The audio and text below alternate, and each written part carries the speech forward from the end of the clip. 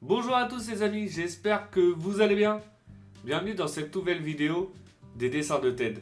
Aujourd'hui, nous allons apprendre à dessiner un autre personnage culte de série d'animation.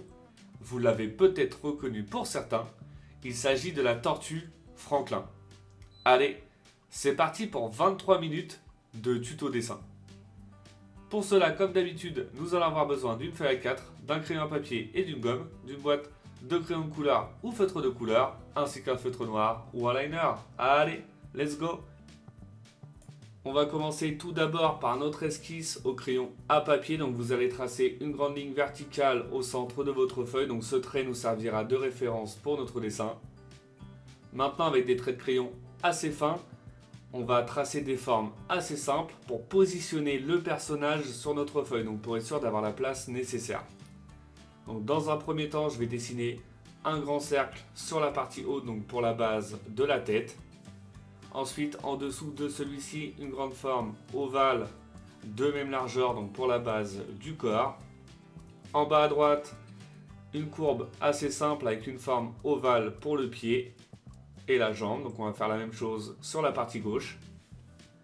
On va également faire une courbe à l'équerre, donc au niveau du corps de chaque côté, donc pour la position des bras. Une forme, on va dire, ovale, donc pour la carapace sur la partie gauche. Donc le personnage sera orienté vers la droite, donc la partie de la carapace visible sera orientée vers la gauche. Voilà, comme celle-ci. Et on va tracer ensuite une ligne horizontale au milieu du cercle pour le visage. Une fois qu'on a terminé de positionner les éléments de base, on va maintenant pouvoir passer aux détails. Donc je vais commencer par dessiner l'intérieur du visage. Donc je vais commencer par la plus grosse partie centrale, donc le nez et la bouche. Donc on va aller faire un grand nez bien arrondi sur la partie droite, avec le bout du nez légèrement en pointe et une bouche légèrement ouverte, avec une petite courbe à l'opposé pour terminer la partie bouche. Ensuite, on va pouvoir dessiner notre œil. Donc, on va lui faire simplement un œil. Donc, sur la partie gauche. Donc, vous allez dessiner une forme ovale. Donc, assez cohérente par rapport au volume du visage. Donc, pas trop grand. Et pas trop petit. On va terminer par une courbe sur la partie basse. Donc, pour l'épaisseur au niveau de la joue. Voilà, je vais retravailler légèrement mon œil. Voilà. Je vais ajouter une petite épaisseur au-dessus. Et maintenant, ce qu'on va pouvoir faire, c'est qu'on va dessiner la forme du visage. Donc, on va dessiner une courbe au bout du nez. Donc, c'est la partie au-dessus de l'œil de droite. Une petite courbe pour le haut de la tête. Et ensuite, on va repartir à gauche en enveloppant notre œil, donc une courbe qui tourne autour de l'œil, qui va redescendre, voilà, à peu près à ce niveau-là, donc en bas de notre œil. Et ensuite, on va donner du volume sur la partie en bas à gauche, donc pour lui donner une épaisseur au niveau des joues. On va bien courber sur la partie basse. Et ensuite, on va revenir descendre un tout petit peu au niveau de nos traits verticales, donc pour lui donner une petite épaisseur de cou. Ensuite, on va repartir sur la partie droite en laissant une toute petite épaisseur. Et on va bien courber en revenant à peu près au milieu du nez. Voilà, donc une fois qu'on est satisfait dans un premier temps des formes, on va pouvoir repasser avec des traits de crayon un peu plus épais pour bien dissocier les formes définitives et les traits de crayon de base, de référence. Une petite courbe sous la bouche pour les détails. Voilà, je repasse au niveau de mon œil également à gauche. Donc c'est l'avantage de l'esquisse au crayon à papier. Vous pouvez retravailler de manière illimitée vos formes jusqu'à temps d'avoir le résultat souhaité. On va ajouter deux petites courbes à l'intérieur de la bouche, donc pour la langue. Et ensuite, on va ajouter deux formes ovales en bas à gauche de notre œil pour les détails. Donc une plus grande comme celle-ci et une plus petite à l'intérieur. Et ensuite, on va rajouter un tout petit point à l'intérieur, donc qu'on laissera en blanc pour l'effet reflet.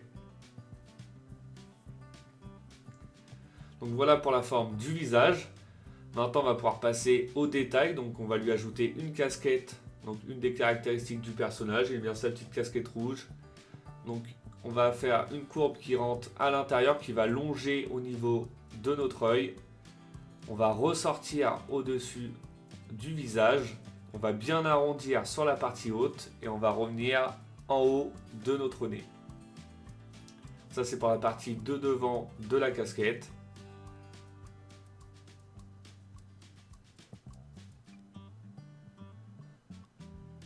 Voilà. Ensuite, on va donner de l'épaisseur à la casquette sur la partie gauche. Donc, on va lui faire une forme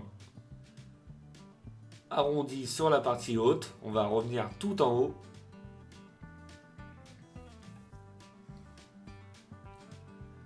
Voilà, pas trop épais, à peu près de cette épaisseur, c'est plutôt pas mal. On reste cohérent par rapport à notre dessin. On va l'ajouter une petite forme ovale aplatie sur la partie basse, donc pour les détails au milieu de la casquette sur la partie haute. Et on va ajouter deux courbes qui reviennent au niveau du visage, donc au niveau du petit casse entre la joue et la partie haute du visage. Et ensuite sur le devant de la casquette, on va faire simplement un demi-cercle, donc pour la partie de devant de la casquette. Et à l'intérieur de celle-ci, on va ajouter des petits détails avec des traits plutôt fins. Donc simplement des petites formes qui vont tourner, voilà, autour de la petite forme, la demi-forme circulaire.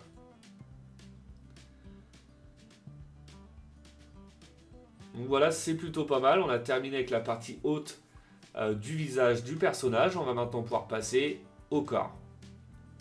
Donc pour le corps, vu que le personnage est orienté vers la droite, on va commencer par dessiner donc la partie qui est superposée, donc le bras à gauche. Donc une des caractéristiques du personnage, il a des avant-bras assez volumineux par rapport à l'épaule et la partie haute des bras. Donc on commence par dessiner donc la partie extérieure dans un premier temps. On va arrondir, voilà, la partie basse à peu près comme ça. On va s'arrêter là pour le moment. On va tracer maintenant, voilà, la petite délimitation au niveau de la partie haute du bras. Donc bien courbé au niveau du coude. On va remonter en réduisant légèrement l'épaisseur et on va ajouter une petite courbe pour faire un petit pli au niveau de la carapace. Et ensuite sur l'avant-bras, on va lui donner un peu plus de volume, donc de l'épaisseur comme cela. Et il va avoir la main pliée à l'équerre avec les doigts en arrière. Donc en repartant en arrière, donc en bas à gauche, on va lui dessiner 3 doigts. Donc pour l'épaisseur des doigts, pas trop épais, pas trop fin, on essaye d'être cohérent par rapport au volume de notre bras. Donc voilà pour le premier, on va faire le deuxième de même épaisseur et le troisième légèrement au-dessus.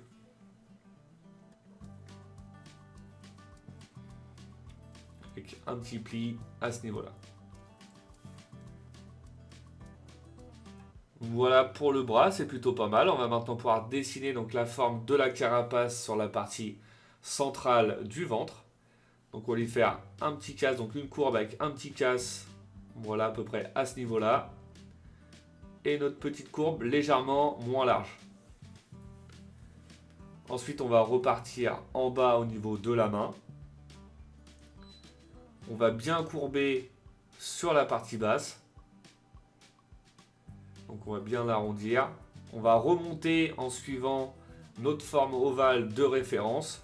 Et simplement sur la partie haute, on va faire des petits casses pour lui donner l'effet carapace. Donc c'est vraiment léger, mais c'est plutôt sympa comme résultat.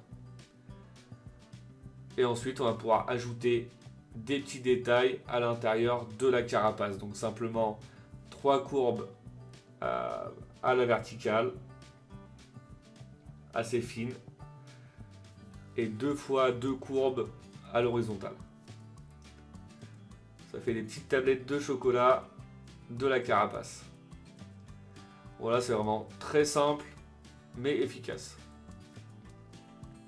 Une fois qu'on a terminé donc la partie centrale, on va maintenant pouvoir dessiner donc la partie, donc le bras de la partie droite. Donc on va repartir à peu près au niveau du cou, sans trop donner d'épaisseur, parce que juste après on va dessiner le foulard. Donc voilà, on va repartir, on lui fait une petite épaisseur, donc un petit casse au niveau de l'épaule. Et ensuite on va pouvoir dessiner le bras sur la partie droite. Et on va redescendre à peu près à la même hauteur que la partie gauche au niveau de l'avant-bras. Simplement pour la partie de droite, on ne va pas dessiner la main maintenant, parce que la main sera derrière notre jambe. Donc on va simplement dessiner la partie haute du bras. Donc voilà, bien arrondir au niveau du coude et cohérent avec la partie de gauche. Et ensuite, avant de terminer la partie main, on va pouvoir dessiner donc le foulard au niveau du cou. Donc vous allez tracer un cercle comme celui-ci, à peu près de cette épaisseur. Et ensuite, on va lui donner de l'épaisseur donc autour du cou sur la partie haute. Et on va lui faire 2 petits retours de foulard sur la partie basse. Donc une en bas à droite, donc comme celle-ci, comme on va faire maintenant, avec le bout en pointe.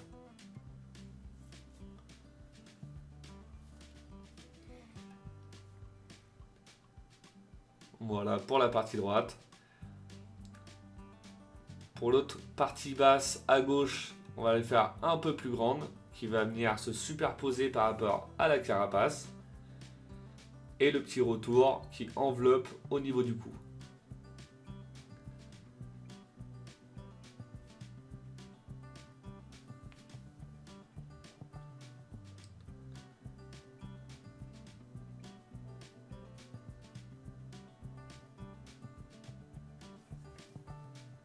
Voilà, on ajoute simplement une petite courbe vers l'intérieur, donc au niveau du cercle, pour les petits détails.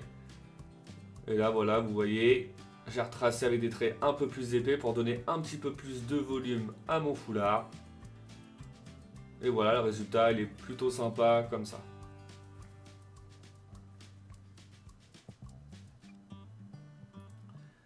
Donc c'est l'avantage, on peut retravailler de manière illimitée jusqu'à temps d'avoir le résultat souhaité.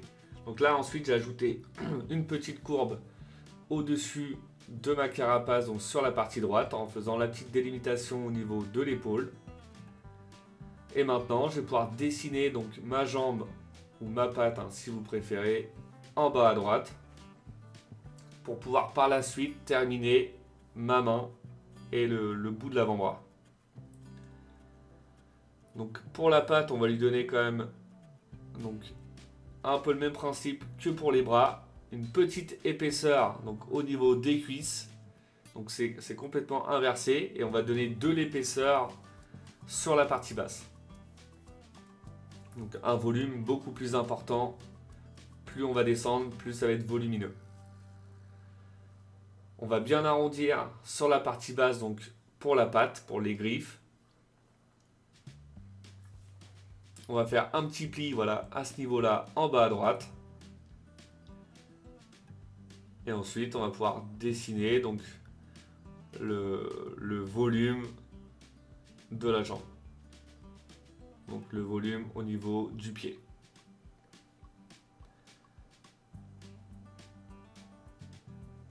Voilà, on arrondit bien sur la partie basse, en bas à droite. On va maintenant lui ajouter les griffes.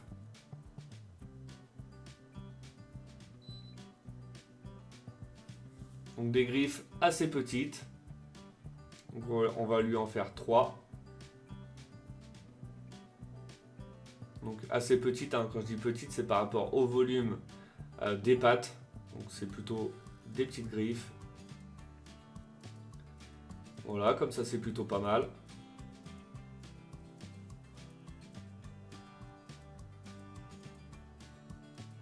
On passe avec des traits de crayon un peu plus épais une fois que je suis satisfait des formes définitives. Voilà, entre les griffes. La petite partie au-dessus de la patte. Voilà. On ajoute deux petites courbes, une orientée vers le haut et une orientée vers le bas pour le pli au niveau du pied et de la jambe. Et ensuite, vous voyez là, je vais terminer ma main au niveau du bras de droite.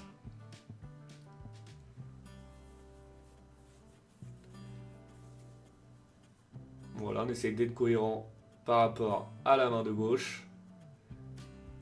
Comme ça, c'est plutôt pas mal. On va maintenant pouvoir dessiner donc la patte de gauche.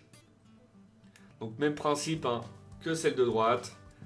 Une épaisseur assez fine sur la partie haute et on va lui donner du volume sur la partie basse. Voilà, plus on va descendre et plus on va agrandir notre épaisseur.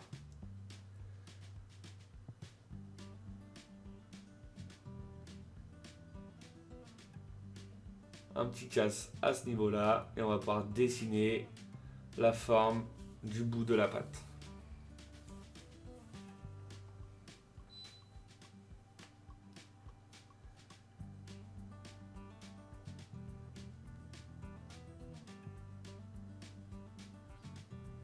On arrondit voilà, à l'intérieur, au milieu.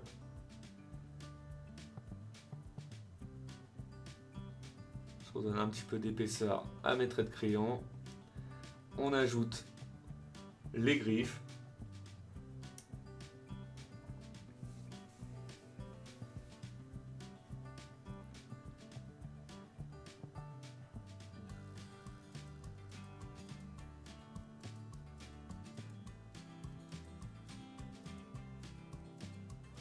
Voilà, donc les trois griffes, hein, même principe que de l'autre côté. On ajoute les deux petites courbes au niveau du pli, au niveau du bout de la patte. Et voilà. On a ajouté une petite courbe au-dessus de notre œil, on avait oublié le sourcil. Et ensuite, on va pouvoir passer à la partie carapace. Donc pour la partie carapace, vous voyez, je repars au niveau de la joue. Je reviens vers l'intérieur, donc j'arrive au niveau du coude. On va lui faire un petit casse. On va contourner notre main sur la partie basse et on va lui faire un petit retour entre les jambes.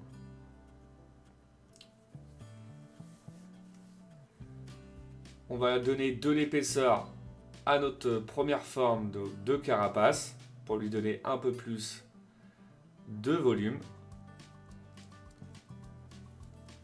Voilà. Tout autour de notre premier trait. On n'oublie pas entre les jambes.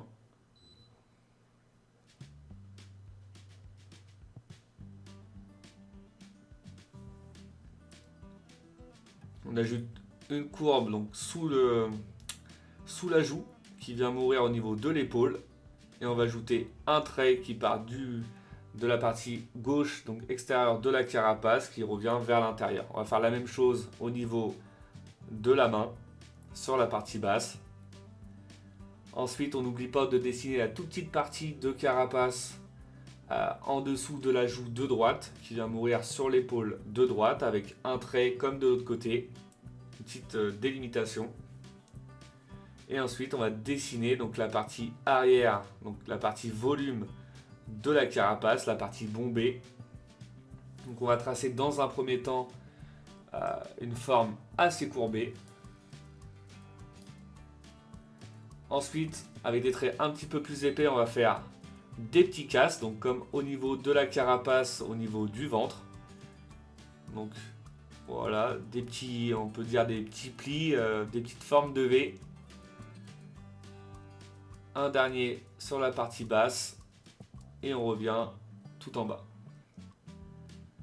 On va ensuite ajouter les détails pour la partie arrière de la carapace. Donc on va faire une courbe comme celle-ci qui part légèrement en pointe au milieu, qui va redescendre de l'autre côté.